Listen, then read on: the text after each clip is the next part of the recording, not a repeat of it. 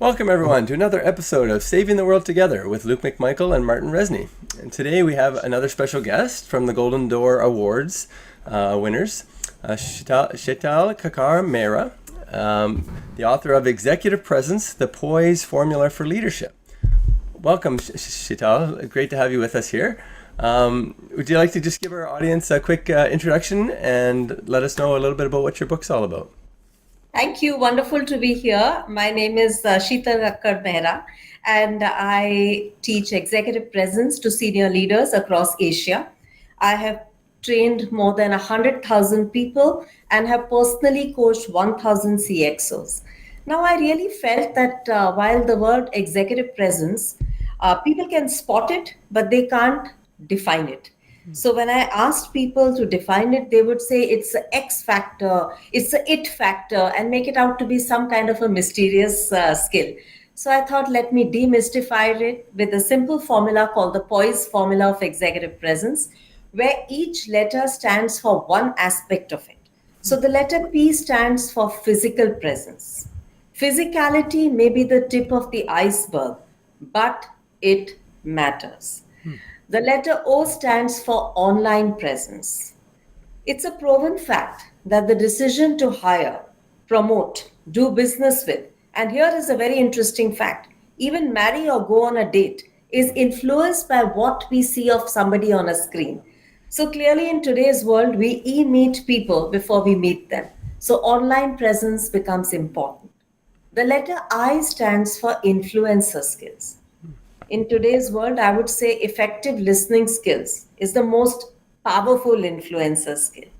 Your ability to collaborate, your ability to give and take feedback, your ability to say no, which can lead to much better time and stress management, and of course, taking ownership. The letter S stands for stage presence. Interestingly, this skill has not changed in the last 10,000 years. Your ability to communicate and articulate a thought in front of an audience. Even in the days of the kings, ultimately it was about communication because battles were not won on the size of the army, but how effective was the communication to them and how motivated were they to fight for their king. And the letter E stands for engagement presence, your ability to build networks within your organization and outside the organization. So that is the POISE formula. And I really think that it is a critical leadership skill in today's world. Absolutely. Thanks so much. So our connection here is all through the Golden Door Awards. So you won the award there for this wonderful book. I'm just trying to kind of make all these connections in my head. So it's all about trying to train people to be better executives, better leaders in today's world and into the future. So you're working with people constantly to try to raise up the future leaders and try to kind of prepare people for whatever roles they might have. So I guess, what can we do as individuals to try to, I guess, inspire ourselves, inspire each other to get more involved in those kinds of things? How do we kind of inspire people to see the bigger picture as far as working together for the greater good of all and not just kind of for the individual? Do you talk much about that in your book? You know, it's a great question. I think leadership styles change and leadership styles evolve. If you study leadership in the late 1980s, if you study corporate leadership, which is my area of expertise, leaders were superstars. It was very autocratic style of leading. If by the time you hit 2000, technology had come in and leadership was a lot about being very democratic in decision making. I would say today it's about being collaborative. And post the pandemic, a lot of words which were only reserved for the development sector have somehow found their way into the corporate world. For example, respect for others, respect for the environment, respect for the employee was never spoken about in the corporate corridors. It was a lot to do with profit. Whereas development sector always did that. Today, CEOs of some of the leading corporations in the world are held answerable by their shareholders and stakeholders on words like this. So I think everybody can understand that it's about learning, unlearning, and relearning. So yes, the new world order today is that we have to be more collaborative. The second thing is we have to be more inclusive. Thirdly, we have to have respect for employees, individuals, vendors, clients, everybody up and down the food chain. Also, I feel that, environment, respect for the environment. So I think it's important. Everybody can do their bit in helping the world become a much better place That's and wonderful. use these skills and many more. Absolutely, absolutely. So, yeah, you mentioned as far as all the past, in the past, it was always about the profit, and now we're moving to much more towards collaboration and trying to figure out how to fix some of these problems. So, as far as in the past, where businesses would externalize their costs of pollution and things like that, now the goal is to try to re-internalize those costs little by little. Do you see that the corporation should and the individual executives should be doing it on their own, or do you see a role for government to kind of enforce that? What do you think is more important, the executives or the governmental presence? I think, of course, big changes can only happen with public-private partnership because that's where policy making steps in, right? So, if you want to look at something very big to change, I'll give you an example in India. Now, the Indian government made a change where they said 2% of the profits have to go to CSR initiative. Before that, NGOs would struggle to get funds. But now that you have to give away 2% of your profits, then it is something that the corporations have had to take very seriously because now they are answerable. So they have a battery of people in the CSR cell whose job is to identify causes and, of course, disburse the funds to the most ethical, which has also helped NGOs in our country as well because of the fact that now you have to declare every cost. You have to also show impact and do impact studies. You have to also be answerable for every dollar that the NGO has given and where it was deployed. So I think not only has it helped in, of course, money reaching the right cause, but it has also helped in the processes becoming more honest and ethical. So public and private partnership at the macro level definitely works. But having said that, I think everybody can chip in and do their bit because we are all answerable, and I think last 3 to 4 years of climate change has definitely shown us that this is our only home, and we don't have a choice as people on this planet. So yes, it is macro, it's micro, it's individual. Great, thank you. Martin, what do you think? Do you have any fun questions? This is definitely some interesting stuff we're getting into here. No, it definitely is. And for me, also strangely familiar. So I will probably have any difficulty finding any sort of issues or things to sort of poke at because personally, I have a background in debating for over 20 years, like debating competitions. And I've even worked at a corporation, Red Hat specifically, which is very much on board with all the kinds of corporate philosophy that you talked about in terms of like the respect for all the employees throughout the whole company. And they even actually let me do soft skills, basically rhetoric courses, even though that wasn't part of my primary job description, just because they recognized that these kinds of skills, like you said, there are some things that haven't changed in the last 10,000 years, like particularly like rhetoric. Even like maybe the latest update was like by, I don't know, Plato or Aristotle like 2,000 years ago. Maybe they've like added some things, but since then, like there's the art hasn't really changed at all. So I'm just 100%, I guess, in agreement and on board. Maybe just a question, because one of the sort of pet peeves of mine is that, like you also mentioned, this kind of thing isn't really part of mainstream education, or like it's kind of difficult to get to it. So maybe, do you have any ideas on maybe how to make this sort of teaching of these sort of rhetorical soft skills more common or integrated in the world? I agree with you 100%. And I have tried working with skill development councils to help them understand that, some of it's not that we are going to take away from technical skills, right? But we still need to put in some certain soft skills. Like if you look at something like body language. Okay, now the letter P, which is physical presence, covers your attire, which is your packaging, but it also covers non-verbal communication, which is body language. Now, according to me, body language is an extremely powerful tool, but there is no syllabus really in the world that ensures that everybody, whether you're doctor, a chartered accountant, or a liberal arts student should at some point study body language to help you understand another human better. Or a subject like psychology. I feel even people in STEM, or whether you are a doctor or you are an astrophysic, or an astronaut, you need to study body language because of the simple reason that you need to understand another person better or human psychology better. So I think there are certain subjects that should be made compulsory, certain soft skills. Now, tell me any job that people can take up or any business activity or entrepreneurial journey they can undergo where they don't need communication skills. Yes, if you're a coder sitting in front of a computer, maybe the requirement for that skill is low. But the minute you're given a team of 6 people, again, your requirement goes up. I have trained scientists on communication skills because of the fact that their job may have been in the lab, but the minute you have to explain your science to a corporation as to why you need to sell this formula in the pharmaceutical industry, you need to make a presentation and you have to get buy-in. So I can't think of any industry in the world today where you don't need communication skills, your ability to articulate a thought, your ability. Also, another factor which I have been researching on, and let me share it with you, is something called likability quotient.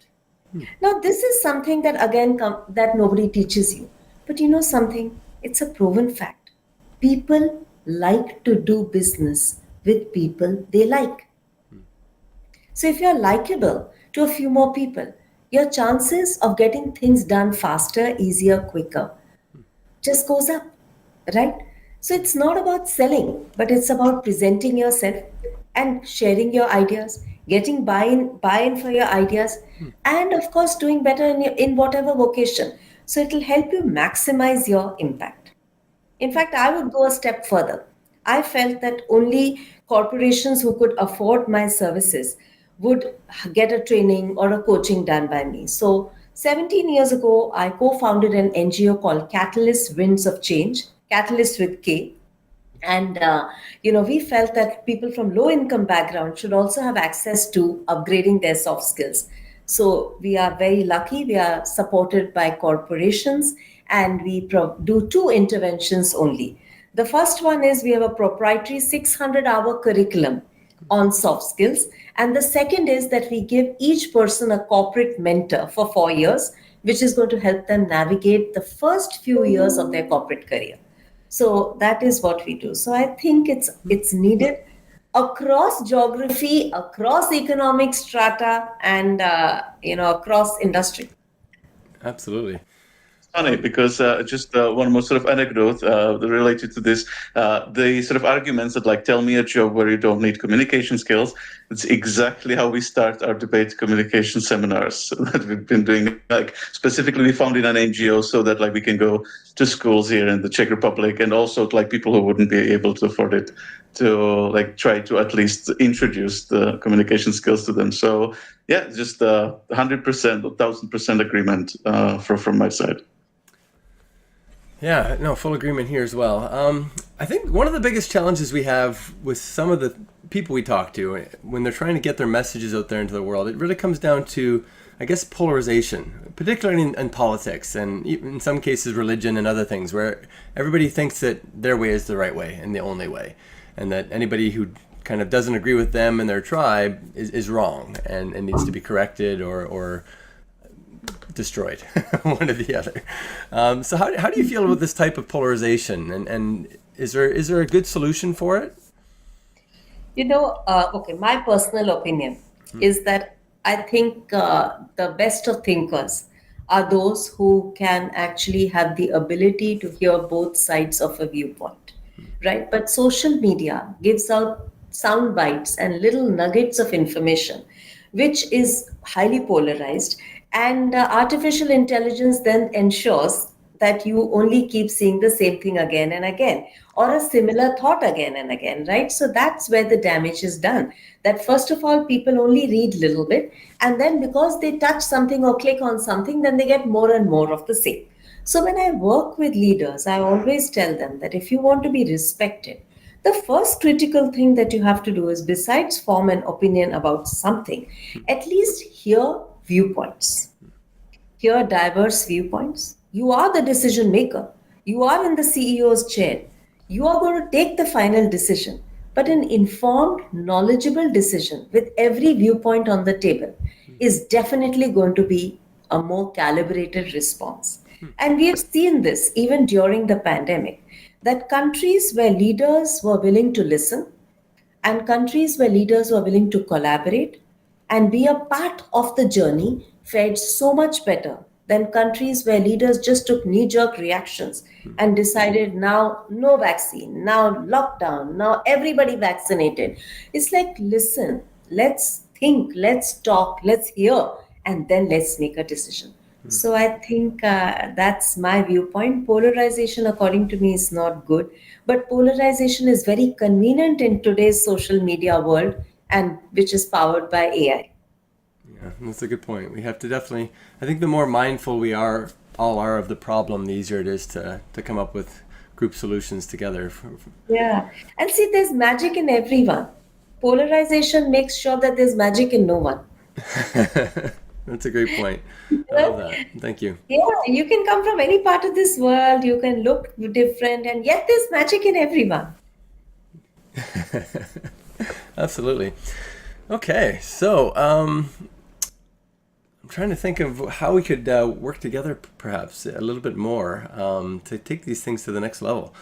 So maybe just one idea to throw out there, because I also studied media and communication theory, so I also fully agree with your analysis with the issue of polarizing communication. I think like we've maybe even had like some like very specific books to read that are arguing this about TV already way before internet, that if you just turn everything into sound bites, that by itself just destroys the ability to communicate like full ideas. So maybe one of the things that, because we've also started sort of working on a communication platform, that like how to, like our idea would be how to try to design a social media system, like, or algorithms behind it that would precisely not do this kind of problematic polarization of language. So maybe a question to like, do you have any ideas, or have you ever thought about, particularly with artificial intelligence, like how the sort of algorithm or process of communication could be changed in the media so that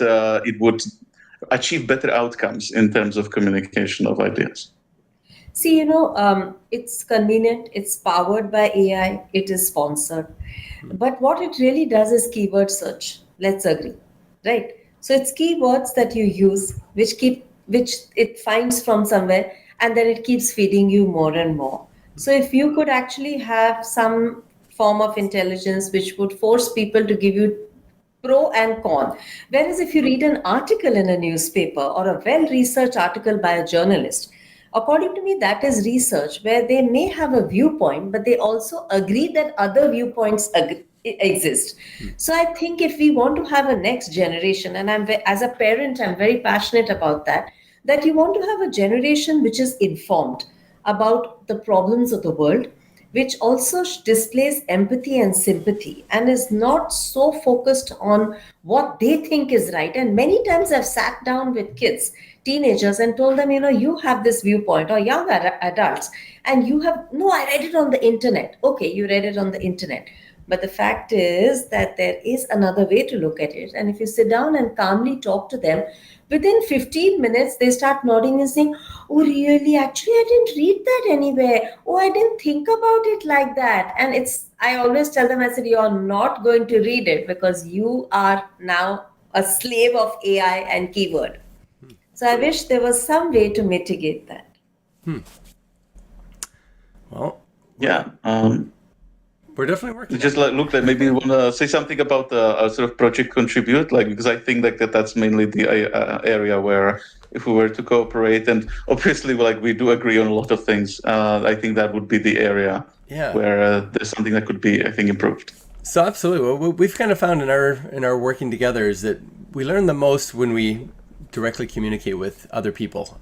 And you don't have to have similar backgrounds to start with. You just have to be willing to talk to each other and willing to learn from each other with an open mind. That's kind of how Martin and I got established about 3 years ago. We spent almost a year, once a week, just talking to each other about various issues and world problems. And we had very kind of different ideas about a lot of things for a while. And then over time, just kind of little by little, we started to become very, very close and congruent. We kind of worked together towards solving the problems one thing at a time. So we strongly recommend those kinds of collaborative approaches, and we're working on some kind of tool that will help larger numbers of people be able to do things like that, and somehow record their progress or track their progress with some kind of app or tool that can kind of lead us towards finding actual solutions or truth or various kinds of ways to get to a solution quicker. I just realized one thing, like you said, like it would be good if like the algorithm showed both the pro and the con. Like literally the name of the project I just realized is Project Contribute, which we shortened to ProCon.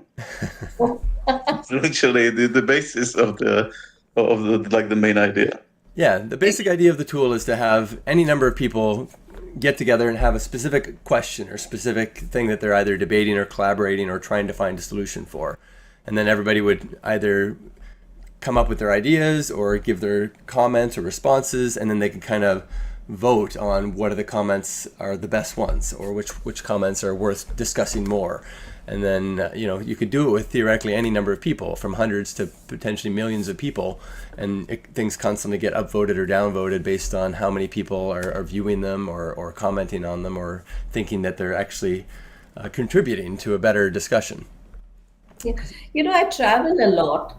I'm a travel buff, and I travel to different parts of the world, and I love to travel. Now, and I always think to myself that there are certain countries that, take India as an example, that we have great relations with, and some that we don't have great relationships, which is the way it is with every country, right? But the interesting bit is, regardless of which country you travel to, whether they have great relationships with you or not as a nation, but the people there are wonderful. I've never met a person that I've had a bad interaction with, whether we are great on great terms as a nation or not. So I really believe that how nations network is radically different from how humans connect. Yeah. I think we need to, when you think of things like even the war in Ukraine or the war in Gaza, how these things kind of start is because people just don't really understand each other. They don't understand the backgrounds of the individuals. If you're actually friends with someone, you're not going to want to drop bombs on them. You're not going to want to attack them. So the more connected we can get, the more chances we have to actually connect on a one-on-one individual level to people all around the world, the easier it'll be to make world peace a real thing.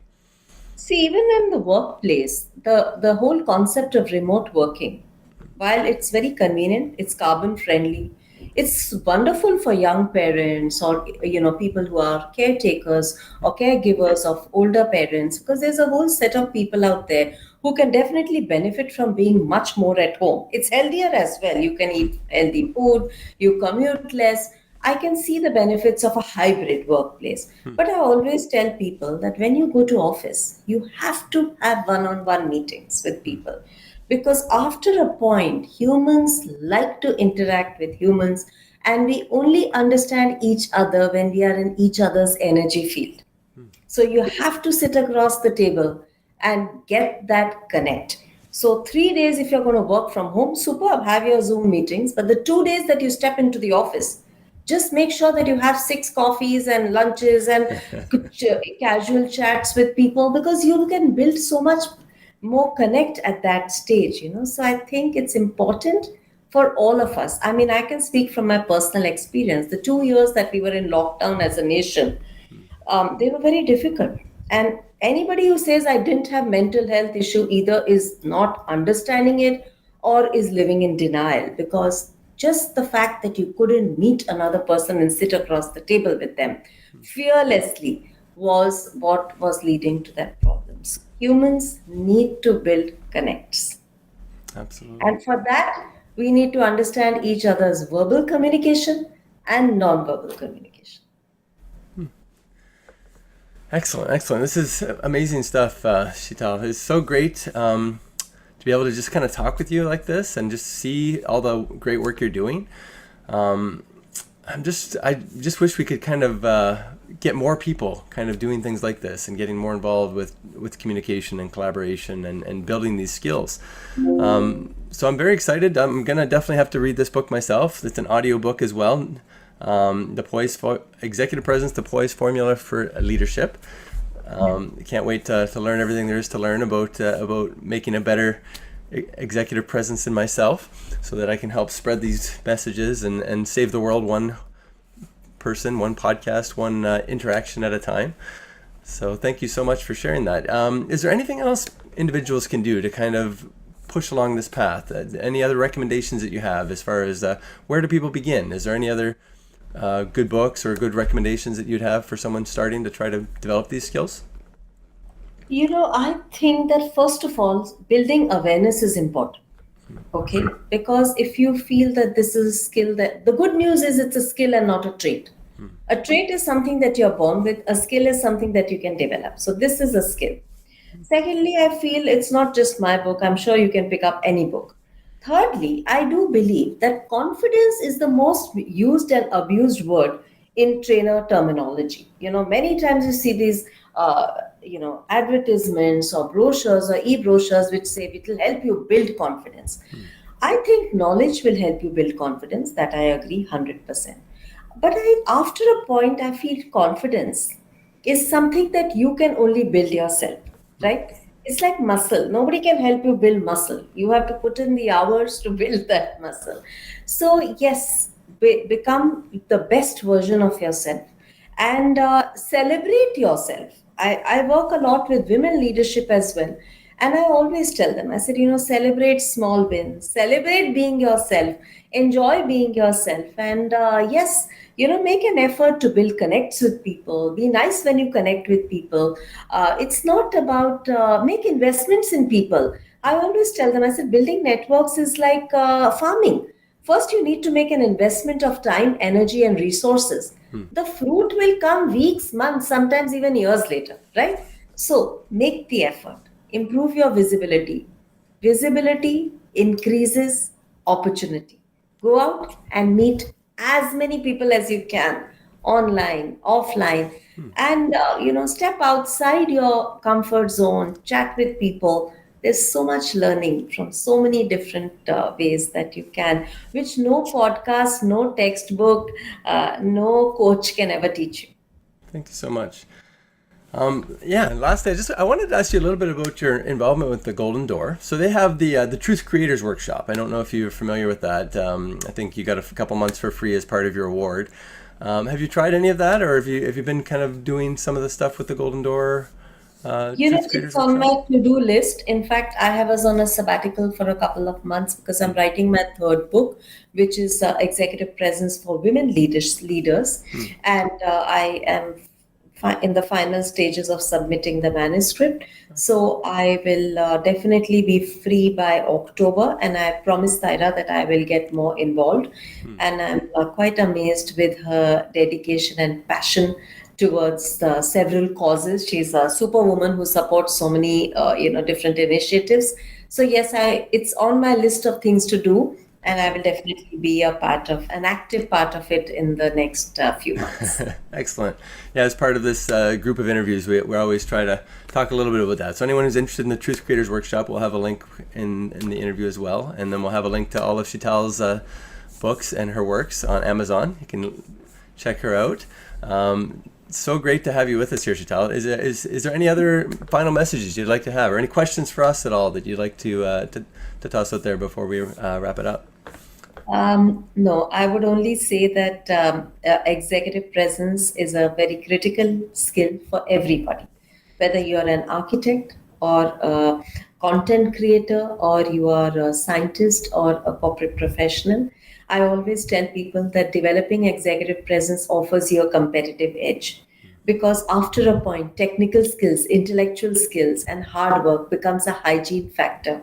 So what can give you that edge? It is your ability to present your personal brand with effective communication and strong, powerful body language of a complete winner. So, on that note, I would like to wish all the listeners and all those who are going to watch this interview all the best. And in case they have any questions, feel free to reach out to me on Twitter or LinkedIn, and I will personally send a response. Excellent. Thank you so much. Martin, do you have any final questions or comments for Shital before we let her go? I would just once again comment about the oddness of the synchronicity of just like us finding people who just have like exactly the same ideas and trying to do very similar things already. So I would just like to focus on, like you said, for networking with as many people as possible, because I guess that is what we're kind of doing here. So I suppose we've accidentally also did the right thing. So thank you very much, Shital. It was really interesting. Thank you, and goodbye. Thank you. Thanks, everybody. Let's save the world together.